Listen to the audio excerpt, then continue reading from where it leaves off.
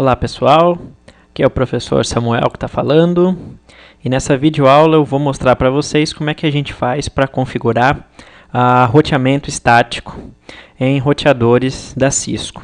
Para isso a gente vai estar utilizando então como cenário base o laboratório 02, tá? Que já está lá na nossa plataforma de ensino também para vocês baixarem, né?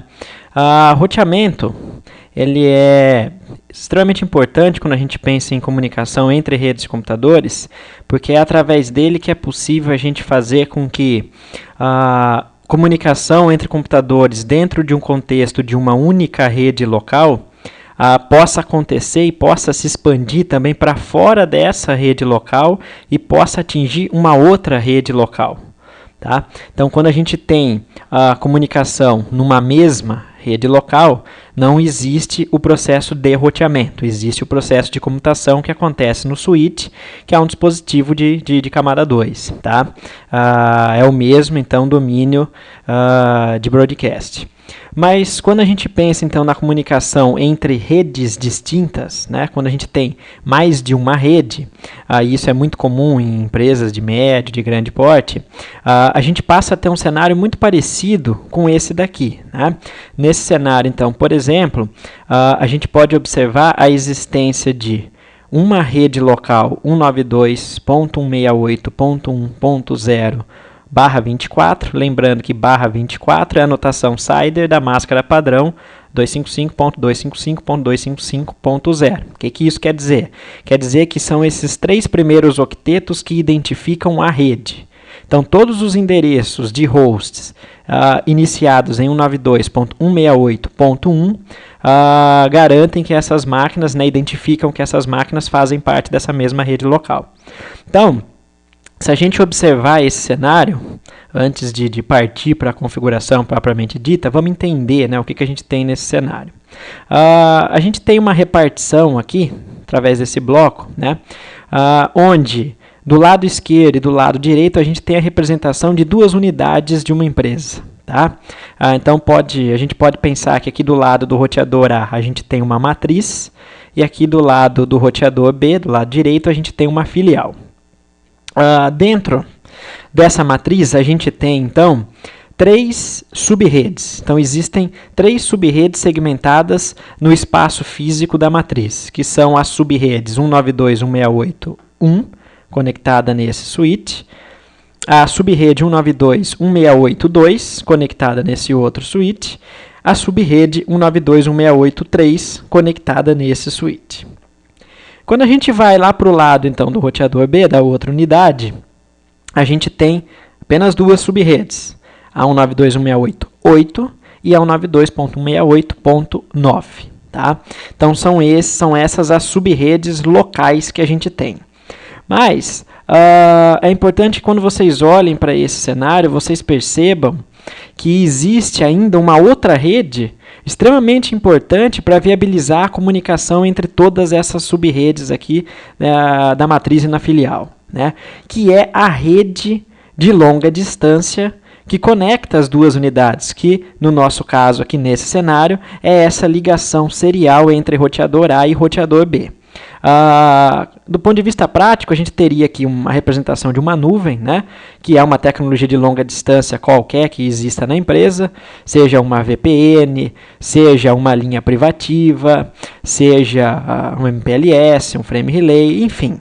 Né, a gente não está focado nesse laboratório na tecnologia de longa distância em si. Então, para representar isso, a gente acaba utilizando uma conexão ponto a ponto serial entre os roteadores. Tá? E quando a gente faz isso, a gente tem que informar um dos dois roteadores como sendo o dispositivo responsável por prover a sincronização da comunicação entre eles dois. Isso vai ser uma única linha de comando que a gente vai configurar no roteador que provê o clock, que é o roteador A, mas no ambiente em que existe uma tecnologia de rede de longa distância, essa função normalmente fica a cargo do modem. Né? A operadora de telecomunicações coloca um modem no ambiente da empresa, um modem em cada lado, e um cabo é conectado do modem no roteador. É o modem que é o dispositivo DCE que vai prover a sincronização. Então, quando a gente for configurar a sincronização aqui, é mais para fins de funcionamento do nosso laboratório, mas não é algo que você provavelmente teria que fazer no seu ambiente de trabalho. Tá? Então, quando a gente olha para esse cenário agora, a gente tem que enxergar claramente a existência de 5 redes locais, 3 na matriz, 2 na filial, e uma rede de longa distância. Tá? Outra observação importante, né, reparem que, como a gente tem aqui um link de longa distância, um link ponto a ponto, é muito comum nesses casos a gente usar redes com máscaras /30, ou seja, 255.255.255.252. E o que quer dizer uma rede /30? Isso quer dizer que a gente só vai ter 2 bits sobrando para endereçar hosts, 2 elevado a 2, 4 endereços. O primeiro endereço é reservado para identificar a própria rede, o último para broadcast. Ou seja, só existem 2 endereços válidos para a gente atribuir para interfaces. E é comum a gente usar esses endereços /30 em links ponto a ponto por 2 motivos principais. Primeiro, por uma questão de economia de endereços, mas até mais importante do que isso, do ponto de vista de segurança, né? Porque se eu só tenho 2 endereços possíveis, fica inviável que alguém se torne membro dessa rede. Tá? Então a gente vai usar os 2 endereços possíveis, um em cada ponta dessas interfaces. E então a nossa rede passa a ser a rede 192.168.0.248, sendo que a gente pode usar, e a gente vai usar para identificar as interfaces, os endereços 192.168.0.249 desse lado, e 192.168.0.250 desse lado. Tá? Lembrando, então, que 192.168.0.251 é o endereço de broadcast dessas duas, entre esses 2 elementos aqui na rede 248. Então, esse é o cenário que a gente tem, e quando a empresa tem uma estrutura dessa, a gente diz que isso não é uma rede, isso é uma interrede. Tá? E o que quer dizer que isso é uma interrede? Isso quer dizer que isso é uma rede de redes. E para viabilizar a comunicação entre redes, necessariamente a gente vai precisar configurar roteamento. E quando a gente configura roteamento, né, a gente tem 2 abordagens para trabalhar com roteamento. A gente tem o roteamento estático, que consiste no processo de configuração manual de todas as rotas, e a gente tem o roteamento dinâmico, que consiste no processo de configuração da comunicação entre as redes através de protocolos de roteamento dinâmico. Né? Normalmente a configuração do roteamento dinâmico tende a ser um pouco mais tranquila, porque vai ficar a cargo dos protocolos de roteamento se comunicarem entre si para descobrir essas redes. Tá? Nesse cenário aqui, a gente vai estar focando exclusivamente em roteamento estático. Então, para a gente hoje, não existe roteamento dinâmico. Tá? Mas só para vocês entenderem, quando a gente tem essas 2 opções, né, o roteamento estático e o roteamento dinâmico, a gente tem que entender quando que eu devo usar um ou quando que eu devo usar o outro. Né? Qual é melhor, roteamento estático ou roteamento dinâmico? E essa é uma pergunta cuja resposta é depende. Né? Depende do ambiente da minha empresa. Então, quando a gente olha lá para o roteamento estático, a gente tem vantagens e desvantagens. Quando a gente olha lá para o roteamento dinâmico, a gente tem vantagens e desvantagens. Tá? Então vamos falar um pouco das vantagens e desvantagens do roteamento estático. Né? O roteamento estático ele tem como primeira grande vantagem um desempenho melhor.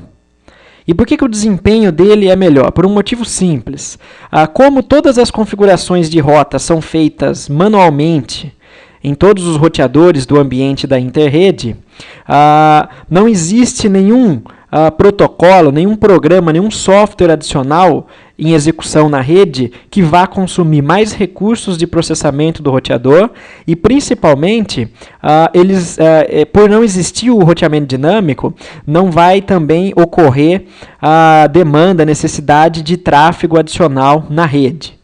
Né? Porque tudo que eu sempre costumo dizer para os meus alunos o seguinte, tudo que é automático em redes de computadores, tudo que é dinâmico, tem desempenho pior do que aquilo que é estático. Então, por exemplo, atribuição de IPs.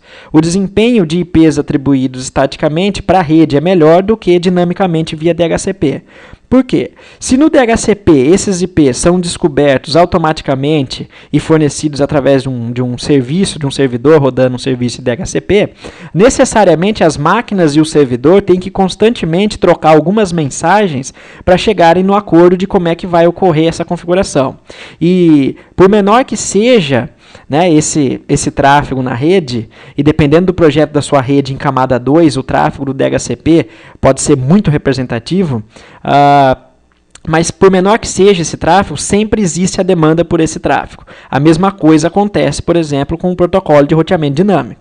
Se a gente executasse o roteamento dinâmico entre esses dois roteadores, a gente ia consumir banda desse link de longa distância, porque esses dois roteadores iam trocar informações entre si constantemente. Então, uma grande vantagem do roteamento estático é que ele tem desempenho melhor, porque eu vou consumir menos processamento dos roteadores, porque o protocolo de roteamento dinâmico é um software que tem que ser executado. No roteamento estático não existe um software em execução, e a gente vai consumir também menos banda. Tá? Uma outra vantagem do roteamento estático, a gente costuma dizer que é a questão da segurança. Mas a gente tem que pensar bem, refletir sobre isso, né, para não falar bobagem. Quando a gente diz que o roteamento estático tem vantagens do ponto de vista de segurança, a gente quer dizer o seguinte: a gente vai estudar na próxima videoaula sobre o roteamento dinâmico que a estratégia para configurar o roteamento dinâmico consiste em anunciar para todos os roteadores vizinhos quais redes vão estar diretamente conectadas nesse roteador. Então, quem vai fazer, por exemplo, a configuração de um roteador aqui com roteamento dinâmico na unidade do roteador B, da filial, não precisa ter conhecimento de toda a interrede. Ele só precisa conhecer a rede física do prédio em que ele trabalha e anuncia essas redes para todos os demais vizinhos de longa distância que possam existir. E isso acaba sendo ruim do ponto de vista de segurança, porque quem faz essa configuração no roteamento dinâmico implica, ele pode ter, né, pode ser que ele tenha menos conhecimento da rede como um todo. Já no roteamento estático, quem vai fazer essa configuração, e isso vai ficar evidente a hora que a gente resolver esse laboratório aqui, quem faz a configuração do roteamento estático tem que ter um conhecimento de todo o ambiente da interrede para não fazer nenhuma bobagem. E é por conta disso que a gente diz que o administrador, quando configura o roteamento estático, ele tem que ter mais conhecimento do ambiente da interrede que ele vai estar configurando. E isso implica em ter o profissional com maior conhecimento da rede em que ele atua, né? Não necessariamente um profissional com mais conhecimento de redes, mas que conhece melhor o ambiente de trabalho dele, e que por conta disso também, né, torna o processo de roteamento mais seguro. Tá? Mas o roteamento estático também não tem só benefícios, não tem só vantagens, ele tem algumas vantagens, algumas desvantagens bem consideráveis. Por exemplo, então vamos lá.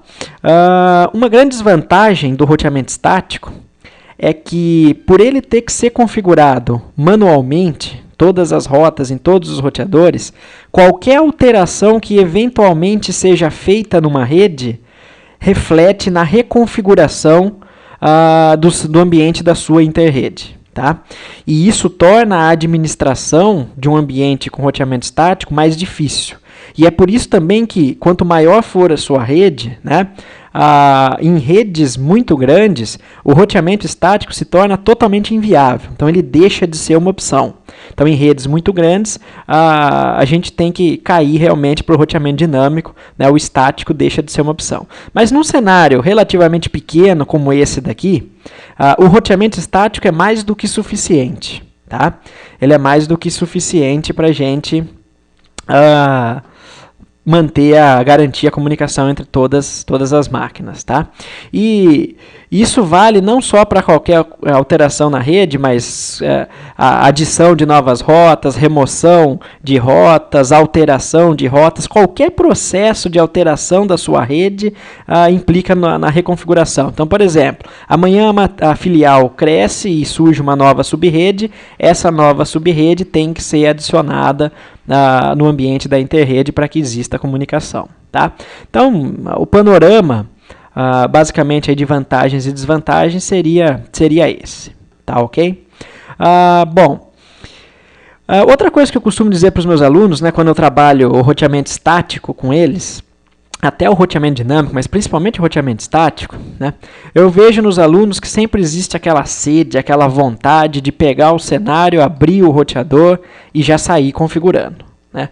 E eu costumo dizer para os meus alunos o seguinte, eu falo, ó pessoal, vamos com calma. O processo de configuração em si, ele não é difícil, ele é fácil. Conhecer a sintaxe para criar rotas, né, para configurar o roteamento estático, é fácil. Isso aí você encontra em qualquer manual. A grande sacada, o passo realmente importante, então a grande dificuldade não é adicionar as rotas, conhecer a sintaxe. É saber quais parâmetros têm que ser informados em cada uma das linhas de comando. E para você saber quais comandos tem que ser, quais parâmetros têm que ser passados para os comandos, qual rede eu quero adicionar, através de qual próximo salto e tudo mais, a gente precisa necessariamente organizar a informação.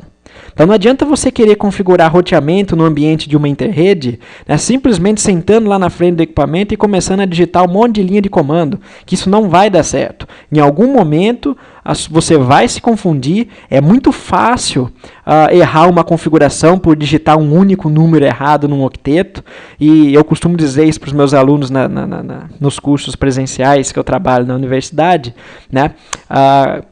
Eu falo para os alunos o seguinte, ó pessoal, não adianta quando eu aplicar a prova para vocês chegarem para mim e falar, mas professor, era um 92182, eu só coloquei um 92163, eu só errei por um.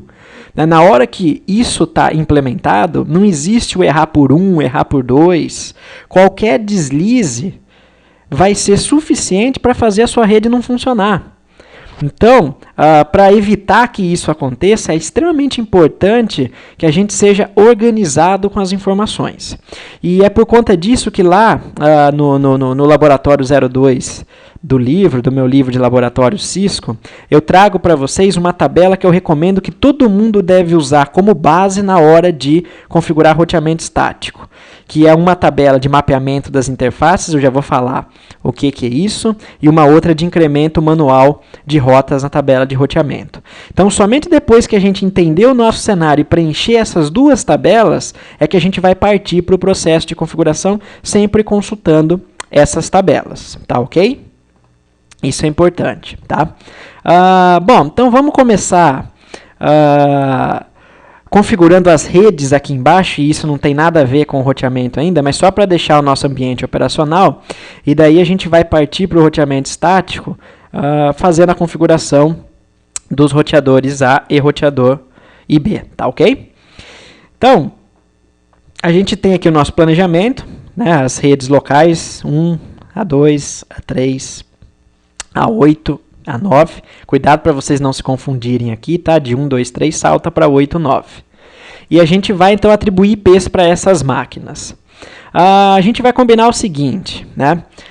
Toda rede local, então, para poder sair, para conversar com outras redes, ela precisa da configuração de um gateway. Então, quais são as configurações básicas que vocês sempre fazem na interface de rede, na placa de rede de um computador, né? Você configura um endereço IP, você configura uma máscara de rede associada a esse endereço IP, você configura um endereço de gateway se você quiser sair para outras redes, por exemplo, a internet. Lembrando que nesse cenário a gente está focando no roteamento interredes sem o contexto da internet. A gente está preocupado com o processo de configuração de roteamento, tá? E você também configura lá o DNS, né, para você ter a resolução de nomes e tudo mais. Como a gente vai estar trabalhando com a conectividade de camada 3, eu não estou preocupado com DNS. DNS é a camada de aplicação. Eu preciso garantir que todas as máquinas entre todas as redes vão se pingar. Então, a configuração das máquinas para a gente vai consistir no IP, na máscara de rede e no gateway, ok?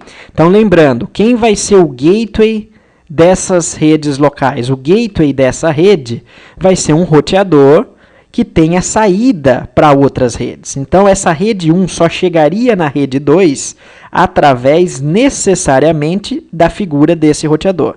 Então, essa interface do roteador A, que está conectada, fisicamente conectada no switch que representa a rede 192.168.1.0, vai ser o gateway da rede 1. Essa outra interface, a F01, vai ser o gateway da rede 2. e a interface F10 vai ser o gateway da rede 3. Da mesma forma que na filial, a interface F00 vai ser o gateway da rede 192.168.8 e a F01 vai ser o gateway da rede 192.168.90. Tá ok? Então vamos combinar o seguinte, né? Toda interface de um roteador, então, ela vai ser membro, vai ser um nó de alguma rede. Então ela tem que ter um IP que seja membro dessa rede. Lembre-se sempre disso, e eu sempre vejo as pessoas fazendo confusão com isso. O gateway de uma rede sempre, necessariamente, tem que ser membro da mesma rede local. Por quê? Quando o sistema operacional, você está aqui no computador, vamos supor, 192.168.1.1, né? Quando você dá um ping 192.168.1.2, o sistema operacional faz o seguinte, ele lê o seu ping, aí ele vai falar, bom, eu quero chegar em 192.168.1.2. 192.168.1 com a máscara /24, está na mesma rede que eu ou não? Então, peraí, deixa eu ver. Eu sou 192.168.1/24. A gente está na mesma rede 192.168.1. Então, essa comunicação vai acontecer diretamente em camada 2 através do switch. Nem chega no conhecimento do roteador. Agora, se você está aqui na máquina 192.168.1.1 e você quer falar com 192.168.2.1, então reparem que agora eu não estou mais na mesma rede local, eu fui para outra.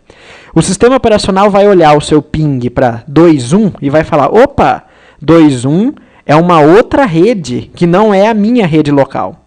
Então, ele vai consultar se existe algum gateway configurado nas suas configurações de rede. Se existir, ele vai encaminhar esse tráfego, esse pacote endereçado para outra rede, para o gateway. Só que ele só alcança o gateway através do switch de camada 2. E é por isso que esse gateway tem que ser membro da mesma rede local. E aí, quem vai ser o dispositivo de camada 3, que tem capacidade de fazer comunicação entre redes distintas através de roteamento, e é por isso que o roteamento a gente vai configurar nos roteadores, vai ficar sob responsabilidade dos roteadores. Esses sim têm capacidade de pegar tráfego de uma rede e mandar para outra através de consultas nas tabelas de roteamento que a gente vai ver daqui a pouco, tá legal? Então o gateway tem que estar sempre na mesma rede local. Vamos combinar o seguinte, a gente vai reservar o último endereço de cada rede para as interfaces do gateway. Então, por exemplo, a interface F00 vai ser 192.168.1.254, tá?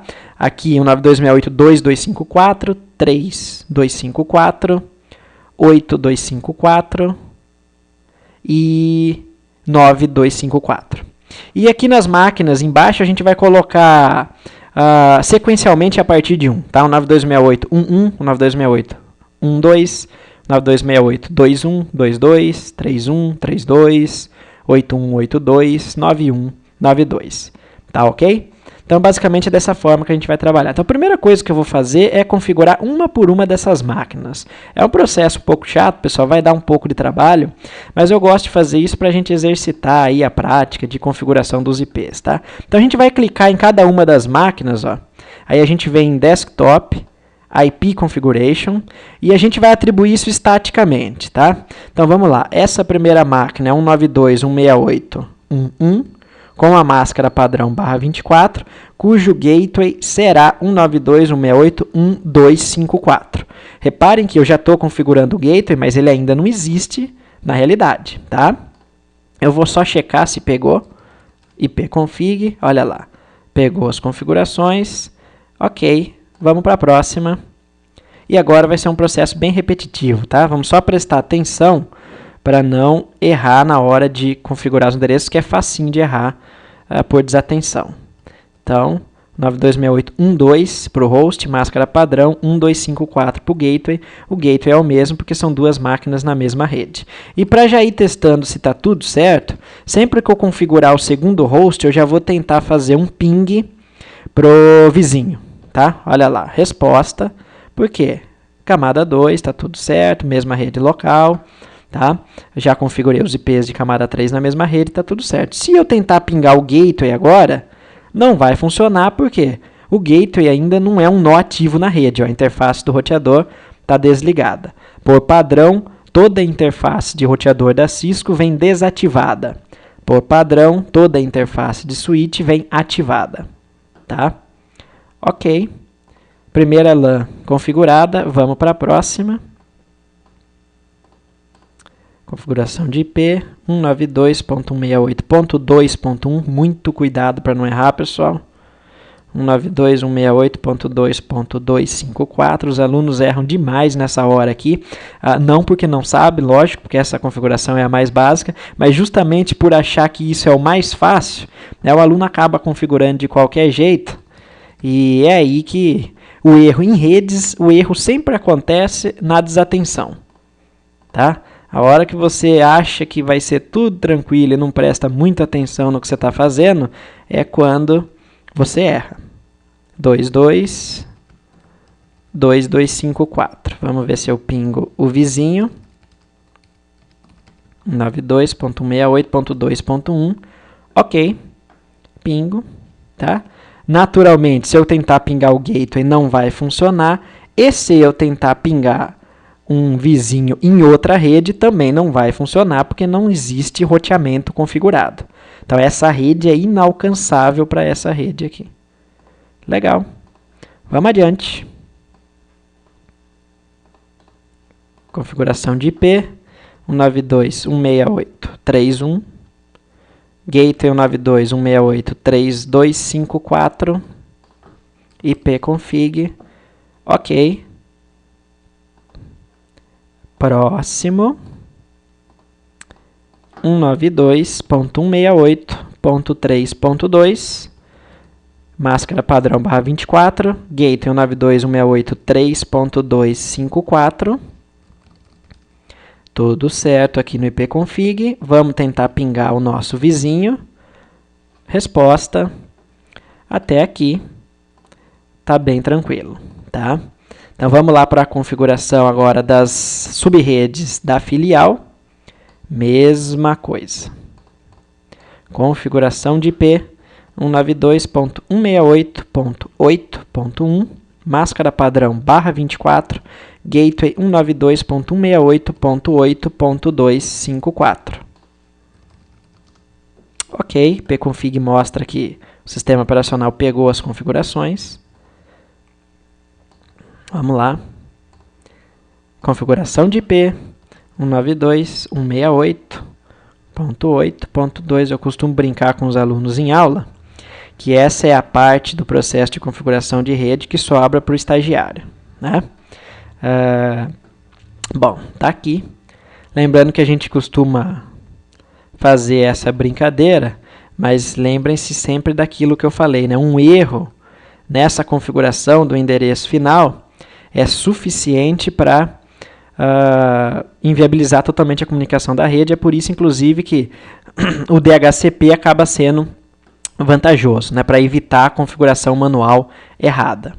Aliás, outra das desvantagens da configuração manual, que eu esqueci de mencionar para vocês, é que ela está mais sujeita a erros humanos. Como ela é totalmente dependente da configuração da pessoa, né, é mais fácil você ter um erro humano do que um erro de um algoritmo pré-programado. Voltando aqui, 192.168.9.1, máscara padrão /24, 192.168.9.254, IP config mostra que está tudo certo. Prontinho. Vamos para a última máquina, 92 com gateway 9254. Vamos pingar o nosso vizinho. Ok, resposta. Pronto, até aqui então a gente fez as configurações no nível de acesso, né, aqui embaixo. Então até aqui está tudo pronto e até esse ponto a gente tem aí redes locais se comunicando somente no contexto local, camada 2, sem absolutamente nada de roteamento, tá? Reparem que o link de longa distância está conectado através de interfaces seriais, clock provido pela serial 00 do roteador A. Tá? Muito bem. Agora, o que a gente vai fazer? Então, agora, a gente iria para o próximo passo, que seria a configuração dos dois roteadores propriamente dito. Mas lembre-se daquilo que eu falei. Antes de configurar roteador, a gente vai organizar a informação. Organizar a informação é fundamental para a gente ter uma rede em operação. Tá? Então, o que a gente tem que fazer? Quando a gente configura roteamento estático, é importante vocês terem em mente que o processo de configuração de roteamento estático ele vai consistir basicamente em duas etapas. A primeira etapa vai ser você identificar quais redes o seu roteador já conhece. A segunda etapa vai ser você identificar quais redes da sua interrede, quais subredes da sua interrede o seu roteador não conhece. E em não conhecendo, cabe a você adicionar rotas para que ele chegue nessas outras redes que ele não conhece. E aí o aluno pergunta o seguinte, mas professor, se eu estou configurando do zero, o roteador já não vai conhecer nenhuma rede, então eu não preciso identificar o que ele conhece. E esse é um primeiro engano, precisa. Como assim? Então vamos entender isso, né? Por que você tem que identificar o que ele já conhece? Vocês estão lembrados então que eu falei para vocês que a gente vai configurar essas interfaces dos roteadores com endereços IPs, porque elas são membros de suas respectivas redes. Então essa interface é membro dessa rede, essa é membro dessa rede, essa é membro dessa rede. Então antes de ir para a configuração do roteamento propriamente dito, né, a gente vai subir todas essas interfaces e configurar os endereços dela e checar se as redes conseguem pingar o gateway como elemento da sua rede. E vocês têm que ter em mente que a lógica de um roteador, seja o Cisco, né, um iOS da Cisco, ou seja no Linux, é a seguinte. Sempre que o sistema operacional identificar que existe uma interface configurada com um endereço na rede, por exemplo, 192.168.1.0, ele vai partir da seguinte lógica. Bom, se eu sou membro da rede 1, é porque a rede 1 eu conheço. É porque eu estou diretamente conectado na rede 1. Então, depois que a gente tiver configurado essas interfaces, as 4 interfaces do roteador A, o roteador A já vai associar, já vai dizer que está, que é membro, que conhece as redes 192.168.1, 192.168.2, 192.168.3 e 192.168.0.248/30. Por quê? Todas essas 4 redes aqui estão diretamente conectadas no roteador A. E, portanto, ele é membro dessas redes e, portanto, ele já conhece essas redes. Logo, ele não vai conhecer essas outras 2 redes, que vão ser elas que a gente vai ter que adicionar. Do outro lado, vai acontecer a mesma coisa. O roteador B conhece essas 3 redes que estão diretamente conectadas nele e não vai conhecer essas 3. Tá? Então... é por isso que o processo de configuração de roteamento consiste em 2 etapas. Primeiro, fazer o mapeamento das interfaces diretamente conectadas no roteador. E esse processo é a primeira tabela daquele arquivo que eu estou disponibilizando na plataforma para vocês, na plataforma de ensino à distância e também lá no meu livro de laboratório Cisco. Então, vamos entender essa primeira tabela. Então, o primeiro passo é a gente organizar as informações acerca do mapeamento das interfaces dos roteadores. Então, o que a gente vai ter que fazer? A gente tem aqui uma coluna que vai identificar o roteador. A gente tem 2 roteadores no nosso cenário, então a gente vai fazer o preenchimento para os 2. A gente tem uma outra coluna em que a gente vai identificar qual rede está diretamente conectada em qual interface do roteador e qual será o IP dentro dessa rede que a gente vai atribuir para essa interface. A gente vai fazer isso para todas as interfaces de todos os roteadores, ok? Então, vamos começar o exercício olhando lá para o nosso cenário. Então, vamos lá. A gente vai começar pelo roteador A. No roteador A, a gente tem na interface F00 a subrede 192.168.1.0. E a gente chegou no acordo que a gente vai atribuir para essa interface o último endereço válido da subrede. Então, vamos anotar essa informação. Ó. O roteador A está diretamente conectado na rede 10 na sua interface F00 e vai receber o IP 192.168.1.254, que é um endereço de host dentro dessa rede.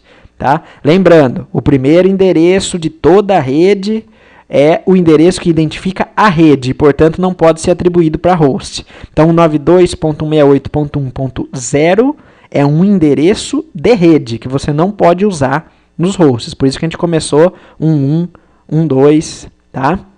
Da mesma forma, o último, que seria 255, é reservado para broadcast, ou seja, a comunicação para todos os nós da rede. E a gente também não pode usar porque ele é reservado. Então, o último endereço válido acaba sendo 254. Tá? Então, veja que isso é um processo simples, mas fundamental para você organizar a informação.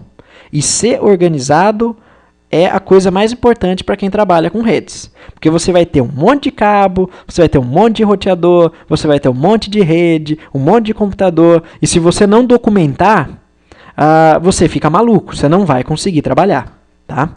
Então, ok, vamos continuar esse processo. Então, vamos lá. No roteador A também está diretamente conectada a rede 192.168.2 em sua interface F01. Tá? Então, vamos lá.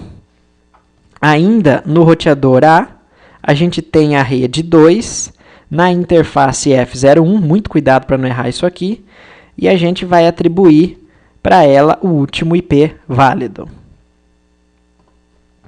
A gente tem também no roteador a rede 192.168.3.0 na interface 10 e vai receber lá o último IP válido. Então, roteador A é membro da rede, da subrede 3.0 na interface F1/0 e vai receber o IP 192.168.3.254. Ok? Quem quiser anotar a máscara aqui, é uma informação também importante. Deixa eu anotar só para ficar mais organizado para a gente. Pronto, olha que legal. Mas não acabou ainda, né? No roteador A também existe a rede de longa distância, e aqui vocês têm que tomar cuidado que a máscara é /30, logo 248 é um endereço que identifica a rede, não host. Os endereços possíveis de host são somente 249 e 250.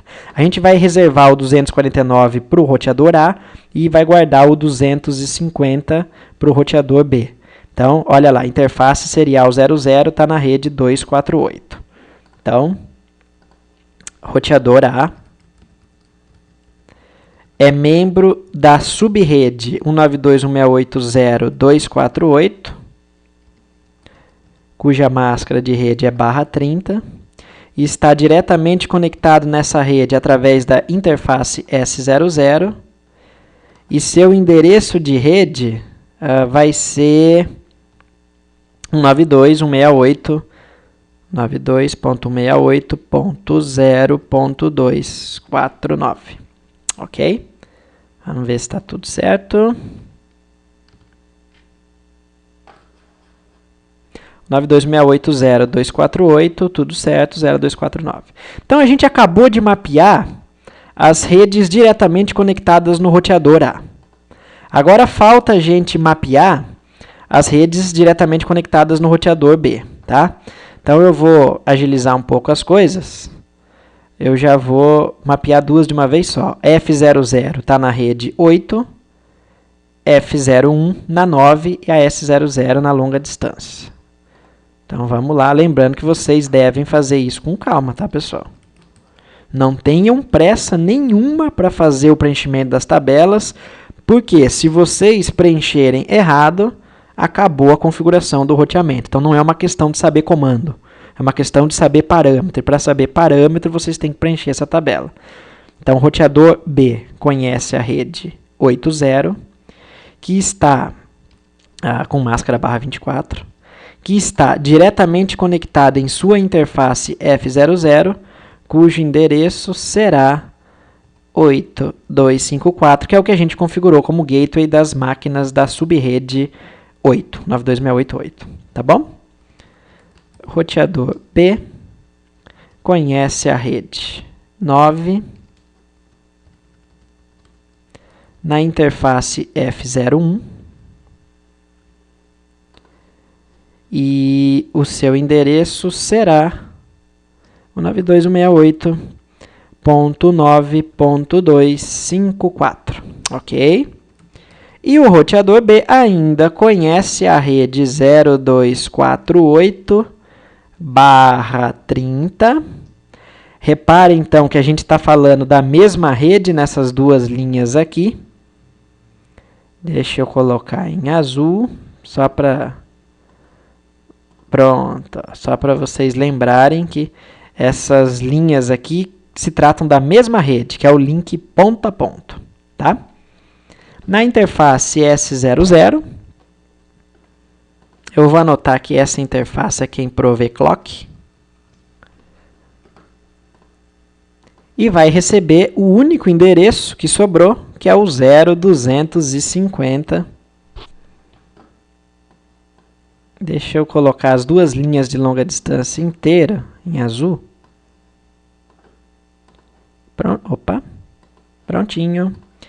E essa linha aqui, então, a gente não vai precisar mais dela.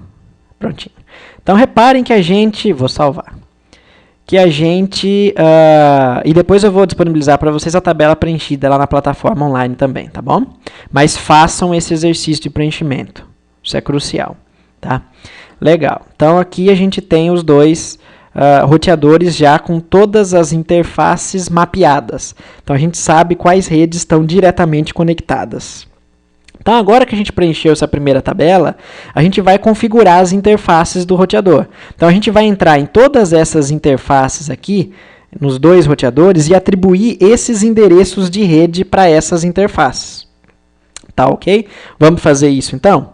Então, vamos lá. A gente vai abrir aqui o nosso roteador AA na CLI, tá? Então, enable para entrar em modo privilegiado, conft-t para entrar em modo de configuração. Eu vou desligar a resolução de nomes para evitar de errar algum comando e ter que ficar esperando. E vou mudar o nome dele para roteador A. E agora a gente vai partir para as configurações. Antes, deixa eu só comentar de dois comandos show com vocês, ou seja, de exibição de informação, que a gente vai usar muito nesse cenário. O primeiro deles é o show IP interface brief. Show IP interface brief. Esse comando mostra para a gente uma saída resumida com todas as interfaces físicas instaladas presentes no nosso roteador, qual o endereço IP que está configurado nela, tá? Como é que foi o método de atribuição, se foi manual ou se foi via DHCP, e se ela está up ou down. Então, todas estão administrativamente desativadas, porque, por padrão, elas vêm desativadas e a gente vai subir essas interfaces depois. Sempre que a gente configurar os IPs, a gente vai estar usando esse comando para checar o status, tá? Se as atribuições que a gente fez funcionaram. Outro comando extremamente importante quando a gente fala de roteamento vai ser o show IP route, que é o comando que vai exibir a tabela de roteamento presente no roteador, ou seja, quais redes o roteador conhece, né? Lembrando que o papel principal do roteador é conhecer redes para fazer roteamento. E olhem que o nosso roteador, então, a princípio, não conhece absolutamente nada, a tabela está vazia. Por quê? Ele não é membro de nenhuma rede e não foi feita nenhuma configuração de roteamento até agora, tá bom? Ok, então vamos fazer as configurações iniciais do nosso roteador, sempre consultando a tabela. Tá? Então, a gente está aqui no roteador A. Então, o que a gente vai fazer? A gente vai entrar na interface F00 e vai atribuir a ela o endereço 192.168.1.254, membro dessa rede /24 aqui, que é a 10. Então, vamos fazer isso. interface F000, por isso que eu falei para vocês então que a tabela é importante, né? E reparem também que o indicador de posicionamento do iOS, né, que diz onde você está na árvore de configuração do iOS, ele fala que você está em submodo de configuração de interface, mas não de qual interface você está. Então é por isso que é importante que a gente se organize também, tá? Então eu vou atribuir o IP 192.168.1.254. Esse é o comando IP address 92.168.1.254. A gente tem que informar uma máscara de rede nessa sequência necessariamente, tá? Configurar a linha de comando no iOS da Cisco não é que nem configurar alguns comandos no Linux em que a precedência, a ordem dos parâmetros não é importante. Aqui a ordem dos parâmetros vai ser importante para a gente. Então a gente atribuiu esse IP para a interface e colocou ela como membro da rede 92.168.1, informando a máscara de rede /24. Mas não basta só atribuir o endereço, porque a interface ela está vermelha, ela está desativada. Então ela está administrativamente desativada. Então a gente tem também que subir essa interface. E o comando para fazer isso é o no shutdown ou no shut. Olha lá, interface mudou o status para up. E se a gente olhar aqui na topologia do Packet Tracer, a interface ficou verde. E a hora que o switch liberar aqui a comunicação, as máquinas da nossa rede local 1 já tem que ser capazes de pingar a interface F00 do nosso roteador. Tá? Mas vamos continuar configurando o roteador. Voltando para a nossa tabela, então, na 01, na interface F01, a gente vai colocar o IP 2254. Tá? Então, vamos lá.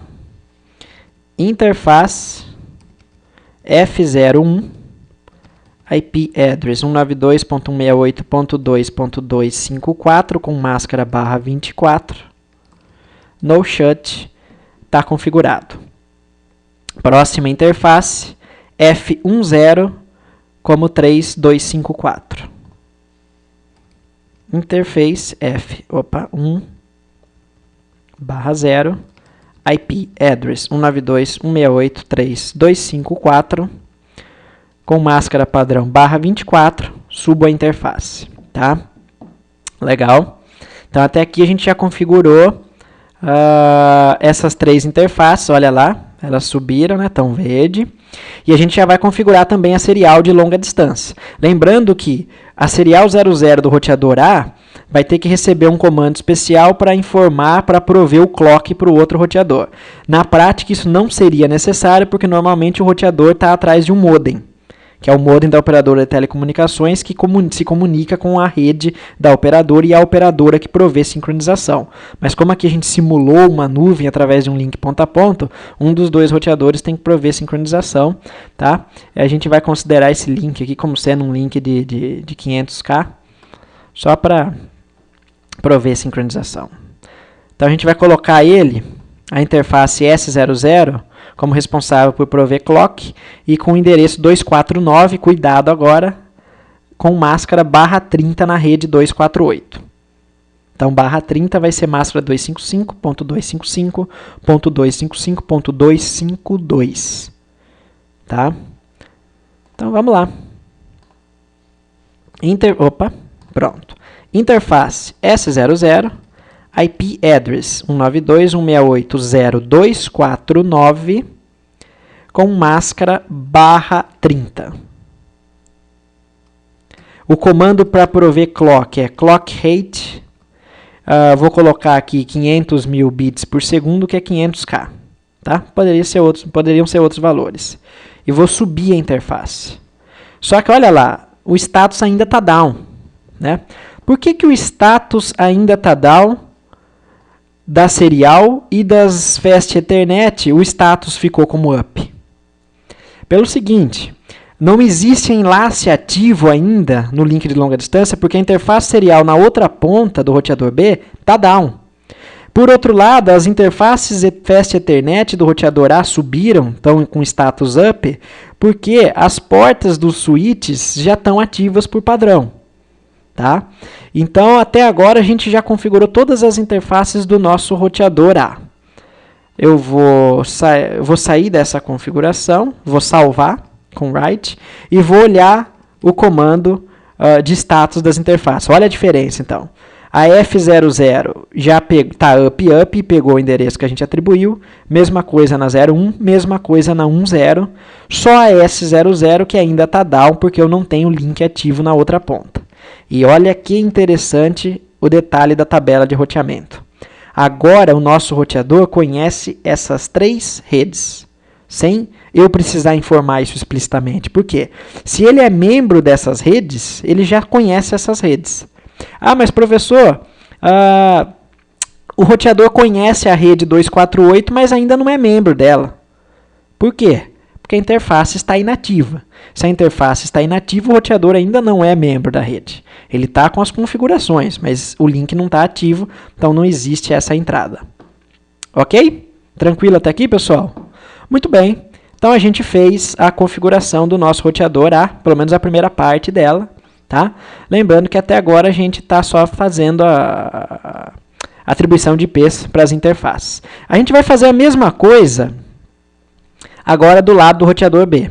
Aliás, antes disso, deixa só eu testar se as máquinas locais nessa ponta já conseguem pingar o gateway.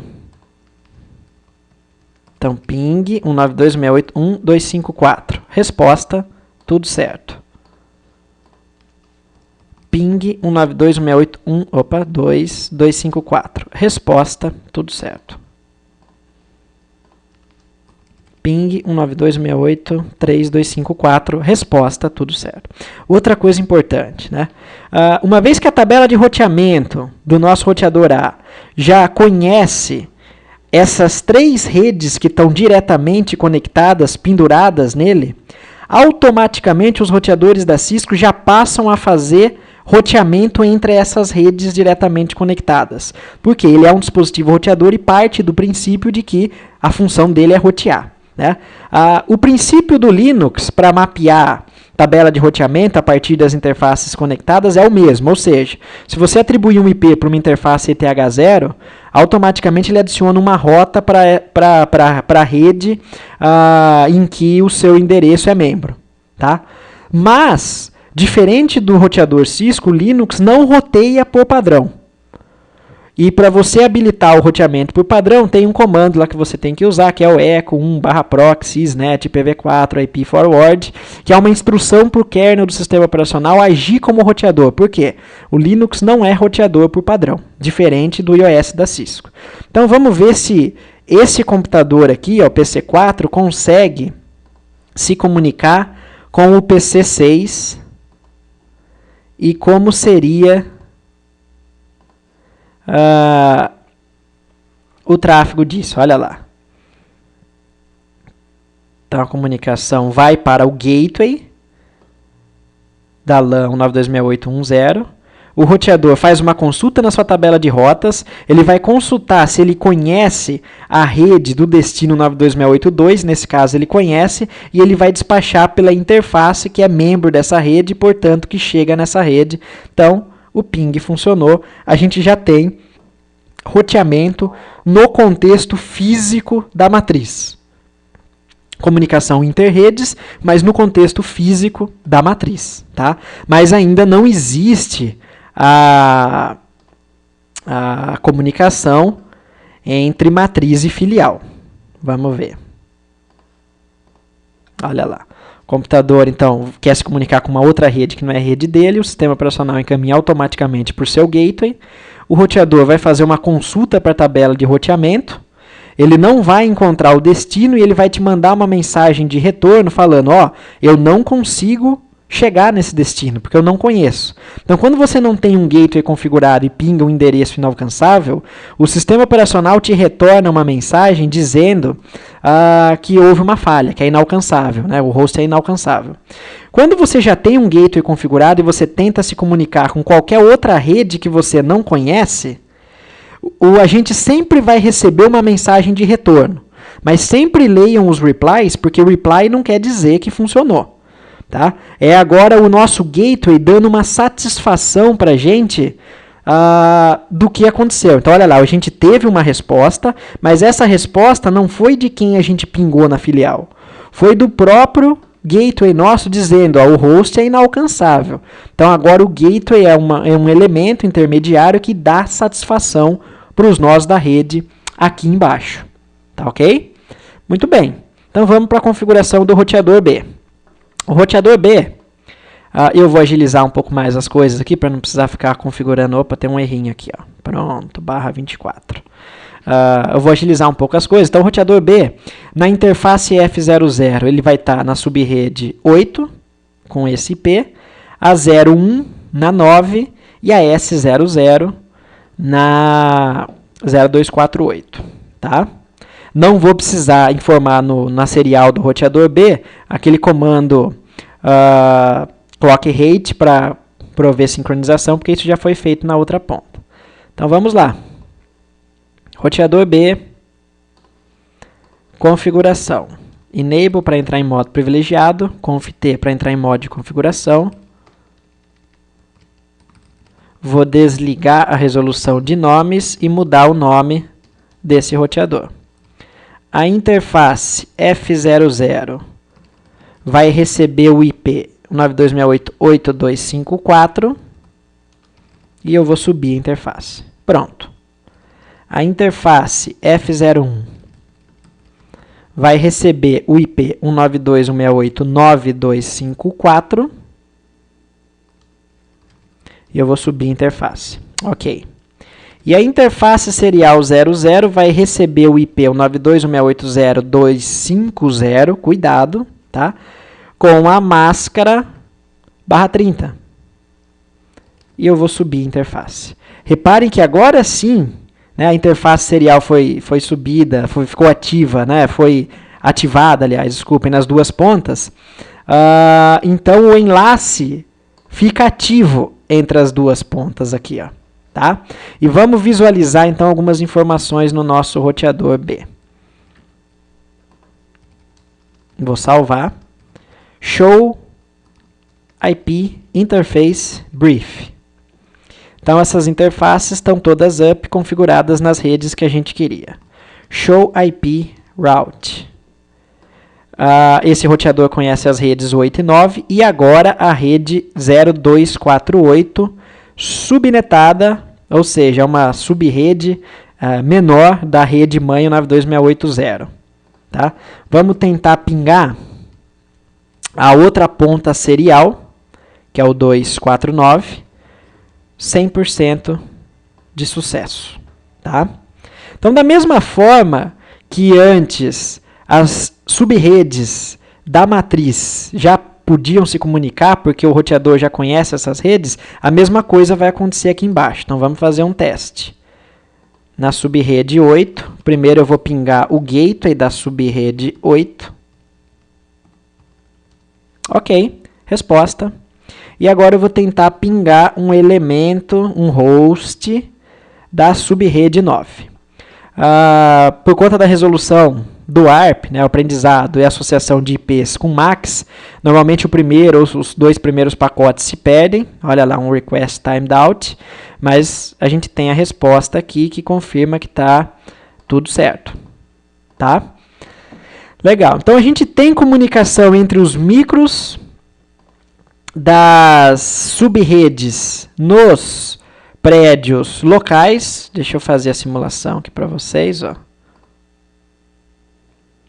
Mas a gente não vai ter a comunicação entre as redes das unidades distintas. Por quê? O roteador A não conhece, ele não está ciente da existência das redes 8 e 9. Para ele só existe a rede 1, 2 e 3 e a de longa distância. Da mesma forma, o roteador B só conhece as redes 8 e 9 e a de longa distância. Para ele, não existem essas redes aqui. Cabe ao administrador, que é ciente da existência de toda a interrede, fazer com que os roteadores também saibam da existência das outras redes e adicionar a rota dizendo, ó, roteador A, eu estou te afirmando que existe uma subrede 8 e você consegue alcançar essa rede através do seguinte endereço de próximo salto. E esse endereço de próximo salto, que a gente chama de next hop, vai ser o IP da interface do roteador imediatamente vizinho. Tá? Legal, então olha lá, vamos ver aqui mais uma vez. Ó. Vou tentar um ping entre duas redes bem diferentes. Opa, PC2 para PC8. Pronto, vamos pôr a animação. Auto Capture. Então a primeira coisa que o sistema operacional faz é identificar que é uma rede de destino em outra rede. Então ele encaminha para o gateway. O roteador não consegue encontrar a rede de destino na sua tabela de rotas e devolve uma mensagem dando uma satisfação pro host que fez essa solicitação, e depois, se vocês quiserem, vocês podem clicar em qualquer ponto da comunicação da animação, nas mensagens, para ver o conteúdo dos pacotes. Tá? Olha lá, endereço de origem, endereço de destino. Esse é um recurso legal do Packet Tracer. Bom, chega de animação. Ok, então até aqui a gente fez o mapeamento das interfaces diretamente conectadas nos roteadores e o preenchimento dessa tabela. O segundo passo é a configuração propriamente dita do roteamento estático, que não é uma configuração difícil, é fácil, só que ela é fácil de errar.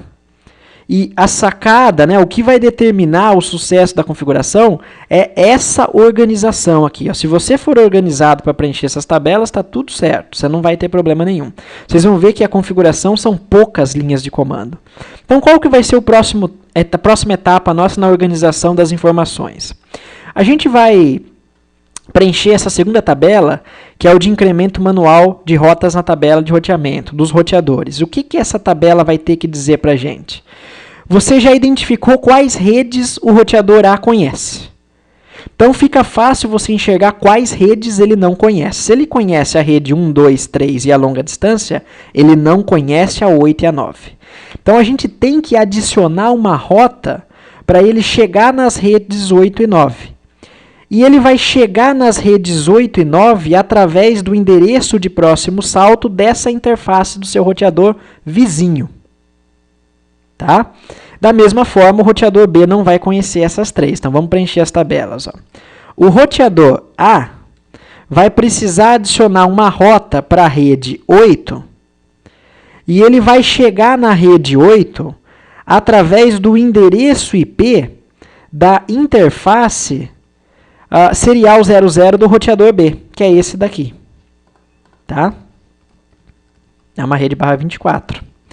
Ainda eu vou precisar adicionar outra rota no roteador A para ele conhecer, saber que existe a rede 9 e ele pode sim alcançá-la através do seu vizinho roteador B, que tem ciência da existência dessa rede. Então eu costumo brincar com os meus alunos que roteamento na internet ele funciona jogando a batata quente um para o outro.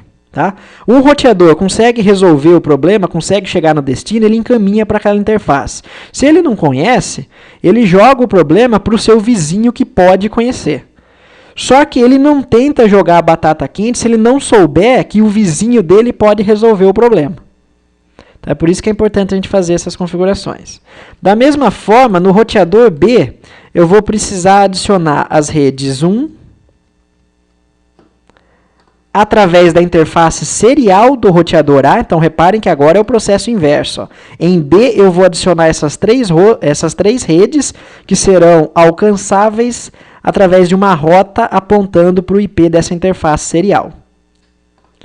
Então, vai ser o 92.168.0.249. Ainda em roteador B, vou adicionar a rede 2, que será alcançada através desse próximo salto. Ainda em B, vou adicionar a rede 3, que será alcançada através desse próximo salto. Tá?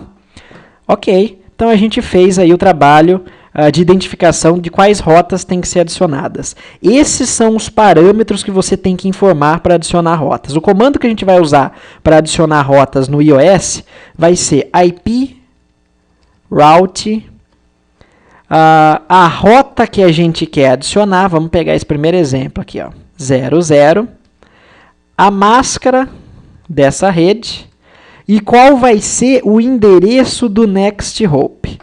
O comando é só isso. Então, reparem que a sintaxe é IP route, não tem segredo. O segredo é você saber quais parâmetros você tem que informar.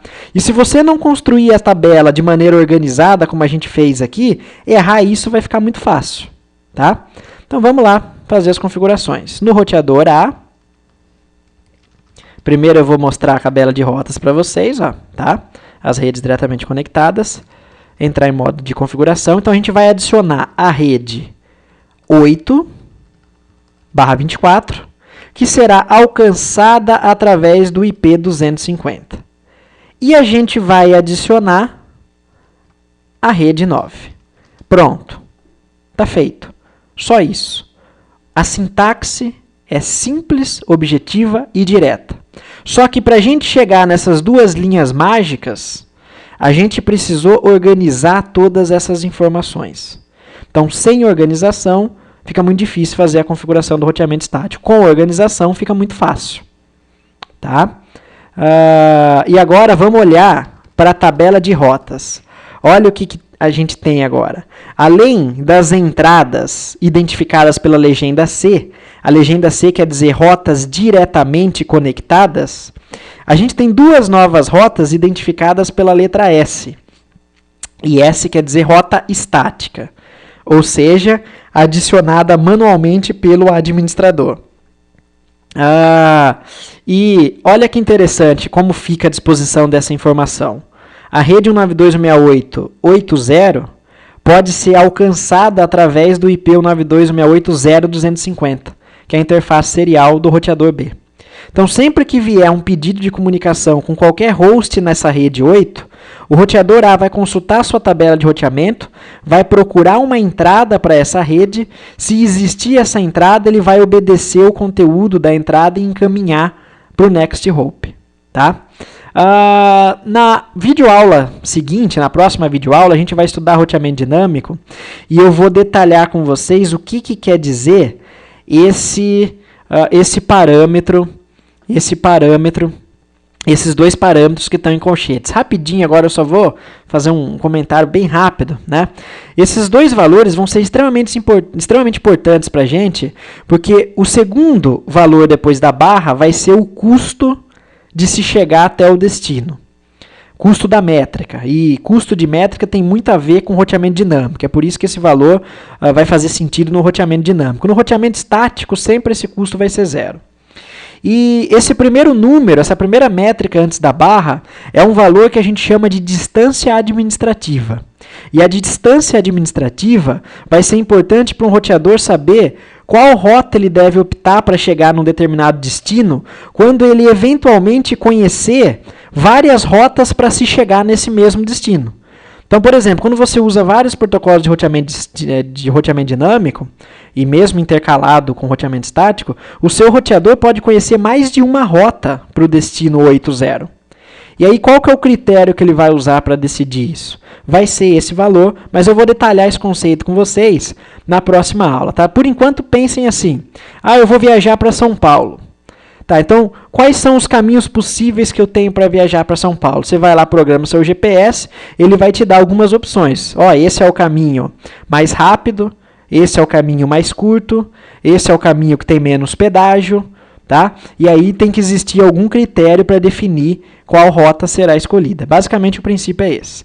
Então, até aqui a gente configurou o roteamento estático num dos lados.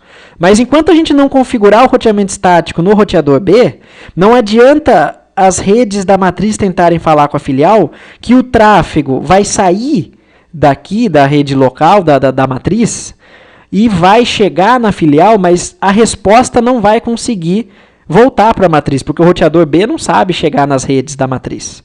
Embora a matriz, por enquanto, saiba chegar, né, nas redes da filial. Então, vamos fazer as configurações do roteador B. Mesma coisa. A gente vai adicionar a rede 1. através do próximo salto 0249. Muito cuidado para não inverter esse IP, tá? A gente vai adicionar a rede 2. Para não precisar digitar de novo, pessoal, eu aperto a setinha para cima, tá? Só para, às vezes, vocês estão olhando aí na tela e falam, nossa, como é que aparece, né, do nada o comando? Eu estou apertando para cima para repetir o último comando. E só estou mudando os valores que identificam a rede. Ok? Muito bem. Vou salvar as configurações e vou visualizar a tabela de roteamento. Olha lá. Surgiram 3 novas rotas estáticas apontando para as redes 1, 2 e 3. E se a gente fez tudo certo, se a gente não errou nada na hora de fazer o mapeamento das interfaces, o incremento manual de rotas na hora de preencher essas tabelas, já é para a gente ter comunicação total entre todas as sub-redes da nossa interrede maior. Então vamos fazer um teste de comunicação. Vou pegar um computador 926892 e vou tentar pingar um 926811, por exemplo. Então vamos lá. Ping 192.168.1.1. Resposta. Tá funcionando. Vou usar o Tracert para pedir para o meu host traçar a rota que ele está fazendo até ele chegar naquele destino. Olha lá. O primeiro salto, então, é chegar no roteador, que é o gateway da minha rede local 9. Eu sou um 926892, então ele vai para o gateway. Do meu gateway, que é o roteador B, que é uma interface do roteador B, ele vai até a interface serial 00 do roteador A. Então aqui houve o salto de B para A. E de A, ele sai da interface serial e vai até a interface F00 para alcançar o host na rede 1. Vamos visualizar essa animação. Deixa eu apagar essa daqui. Pronto. Então vamos visualizar uma animação para mostrar esse processo. Olha lá. O pacote de destino para a rede 1 é direcionado para o gateway da subrede 9. Ele consulta sua tabela de roteamento e determina que a rede 1 é alcançável através da interface serial 00 do roteador A, e ele faz a resolução disso e encaminha para a interface correta. Ok? Então, nosso cenário está 100% funcional. Todas as máquinas em qualquer rede falam com máquinas em qualquer outra subrede. Então, agora vamos fazer uma comunicação do PC7 na subrede 192.6820 para o PC1 na subrede 192.6880. Mesmo processo. Olha lá. Prontinho. Né? Uma dica que eu costumo dar para os meus alunos, né? Como é que a gente faz para saber se as tabelas de roteamento dos dois roteadores estão permitindo comunicação total entre todas as redes? Bom, uma maneira de você garantir que está tudo certo é você comparar as tabelas de roteamento de todos os roteadores. Então, olha o que eu fiz aqui. Eu abri do lado esquerdo a tabela de roteamento do meu roteador A e abri do meu lado direito a tabela de roteamento do meu roteador B. Ambos os roteadores e todos os roteadores do seu ambiente, né, se você tiver 3, 4 roteadores, né, via de regra, eles deveriam, e é interessante e é importante que todos eles conheçam todas as sub-redes da sua interrede. Ou seja, todos eles têm que ter as mesmas entradas para todas as sub-redes. Só que essas entradas vão variar na forma pela qual ele vai alcançar essas sub-redes. Então, por exemplo, tanto A como B tem uma rota para a rede 192.680248. Tanto A como B tem uma rota para a rede 192.16810. Tanto A como B conhece a rede 2, a rede 3, a rede 8 e a rede 9. O que muda é a forma pela qual cada um desses roteadores alcança essas redes. Então, a rede de longa distância é alcançável diretamente por ambos os roteadores, porque ela está diretamente conectada entre eles. No roteador A, as redes 1, 2 e 3 estão diretamente conectadas nas suas interfaces. No roteador B, as redes 1, 2 e 3 foram estaticamente adicionadas e são alcançáveis através do roteador vizinho. E agora o papel se inverte. No roteador A, as redes 8 e 9 são alcançáveis através do roteador B, e no roteador B, as redes 8 e 9 estão diretamente conectadas em suas interfaces. Tá ok, pessoal? Então essa foi a resolução do laboratório 2 do livro, e com ela a gente encerra aí o processo de configuração de roteamento estático em roteadores da Cisco. Na próxima videoaula, a gente vai trabalhar com a configuração de roteamento dinâmico, e aí eu vou abordar com vocês os protocolos RIP, o OSPF e o EIGRP, que é proprietário da Cisco, mas antes a gente vai trabalhar um pouco de conceito, que é fundamental. Tá ok? Então, obrigado, um abraço e até a próxima.